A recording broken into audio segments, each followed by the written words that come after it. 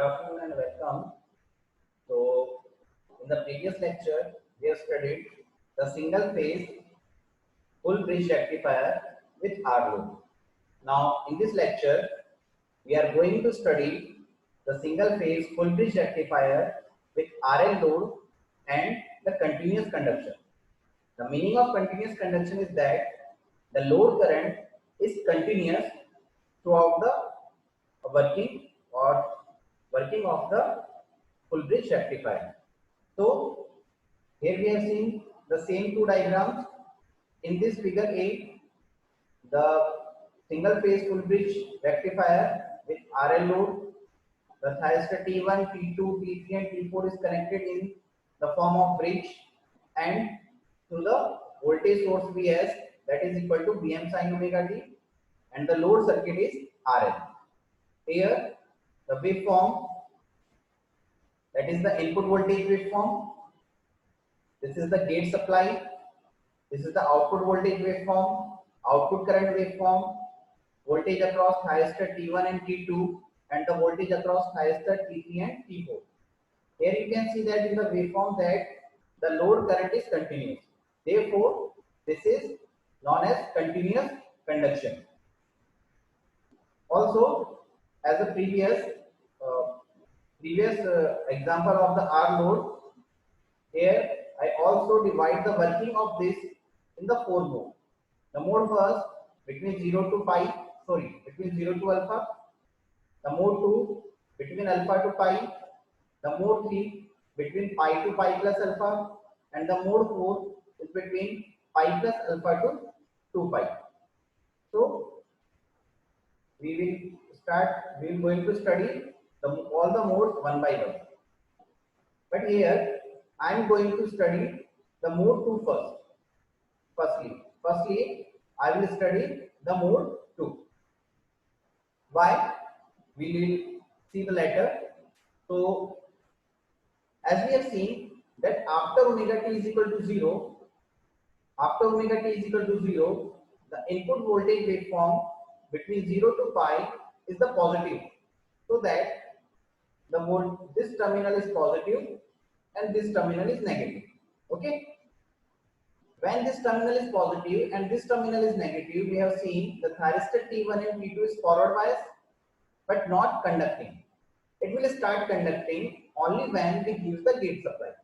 So we give the gate supply at omega t is equal to alpha. You have seen here. At omega t is equal to alpha, we give the gate supply.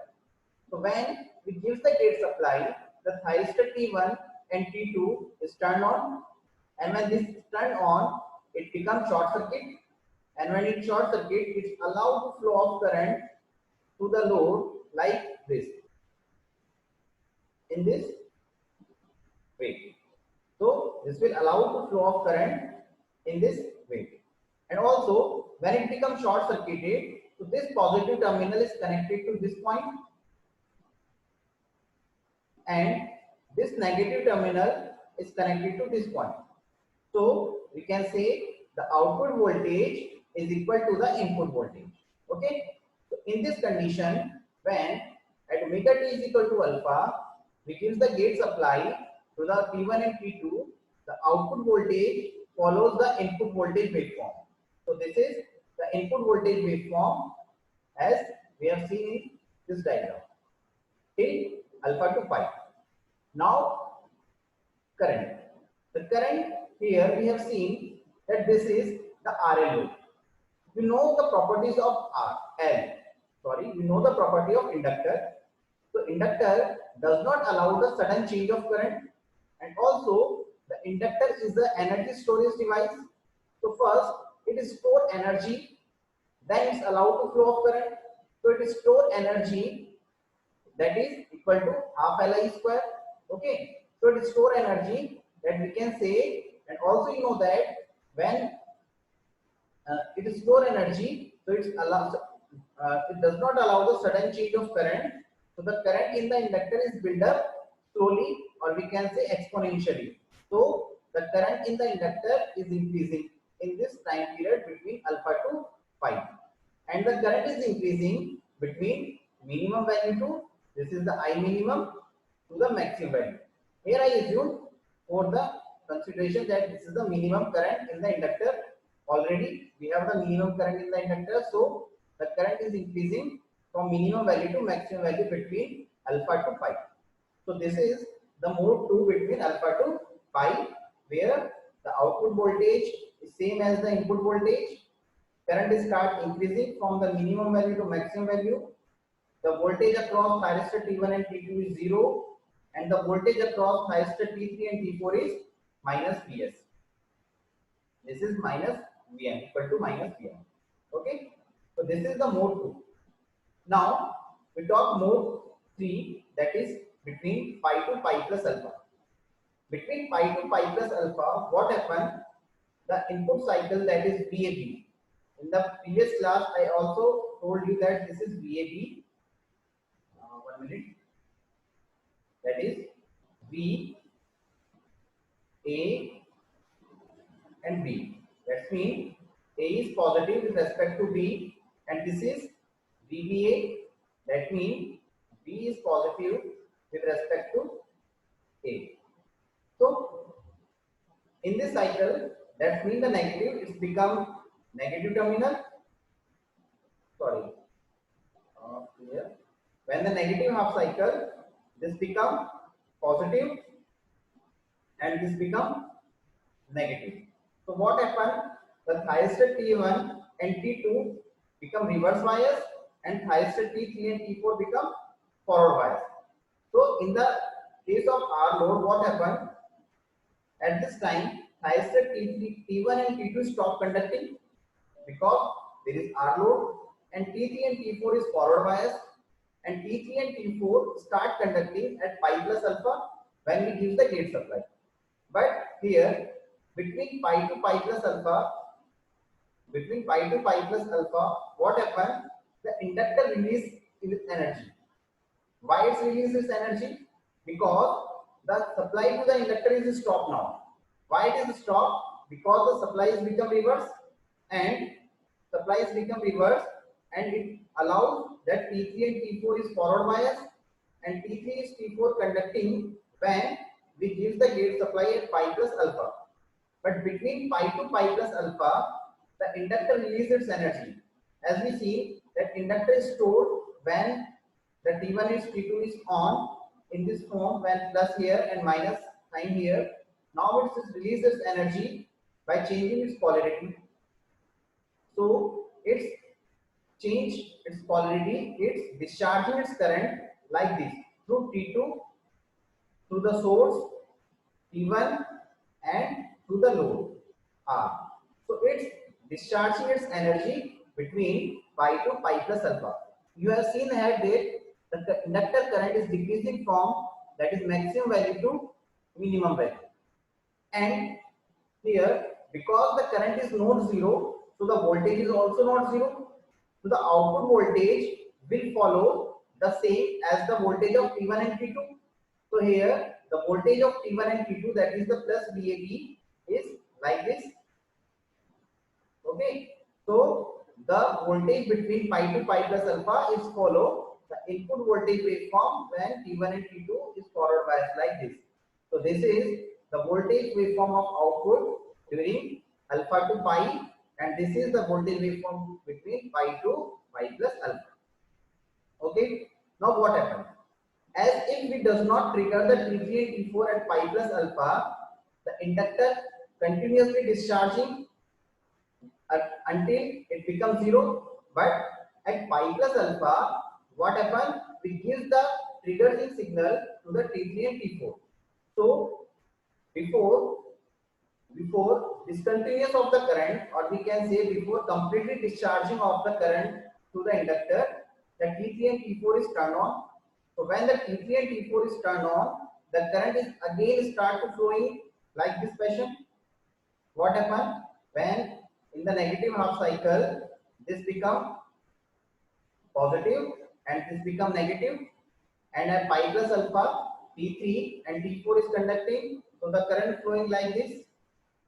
I have already told you in the previous class. So this is the conduction of current. So the inductor again start energizing or again stored energy in the form of half Li square. So the current increasing from the minimum value to maximum value between pi plus alpha to 2 pi. Okay, and the voltage across T1 and T2, as we seen, the T1 and T2 is reverse bias. So the voltage across T1 and T2 is minus Vs, and the T3 and T4 is turned on. So the voltage across T3 and T4 is zero.